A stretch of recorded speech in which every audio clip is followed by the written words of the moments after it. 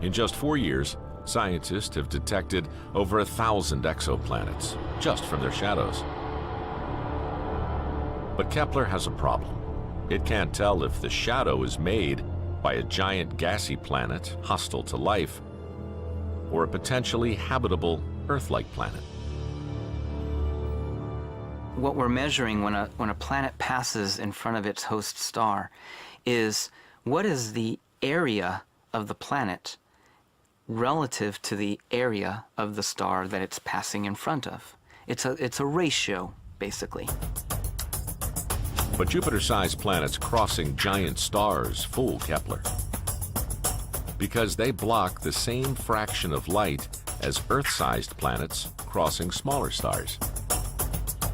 To prove a planet is Earth-sized, you first need to measure the size of its star using the world's biggest telescopes.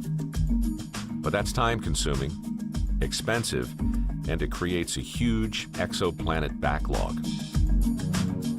But astronomer Keyvan Statson has come up with an ingenious shortcut by turning the raw Kepler data into sound.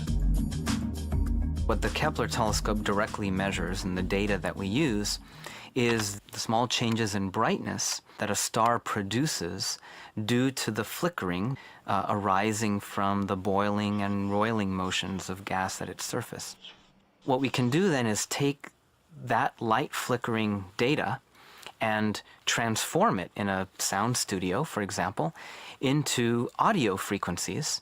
And so then we can represent with sound what we're actually detecting with light. The bigger the star, the more its surface boils with activity, making big stars flicker more powerfully. Converted to sound, this boiling becomes a deafening hiss. Well, let's listen to some stars. Okay. Can we hear the red giant star, please? I'm going to bring up the volume here.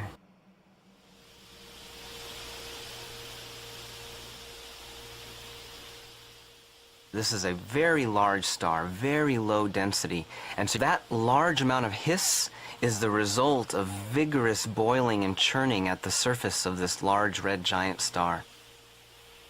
Can we get the dwarf star, please? On smaller stars, sunspots dominate the sound profile, creating a low-frequency drone. It actually sounds like a series of clicks. Krrrr. But below the clicks lies the faint hiss Keyvan needs to size the star. Underneath it, at a very low level, is a little bit of hiss. That little bit of sss is actually the light flickering that we're interested in. By accurately measuring the level of this background hiss, Keyvan can work out the size of the star. In this case, it's around the same size as our star, the Sun. Keyvan's work could be the breakthrough exoplanet hunters have been hoping for. It's cheap, the results are practically instantaneous, and once you know the size of the star, figuring out the size of the planet, casting shadows over it, is child's play. It feels like a very privileged time to be a scientist, to be an astronomer working in this area and contributing to the hunt for the next Earth. Here we are actually discovering these worlds by the hundreds, and now on the cusp of being able to identify the next Earth.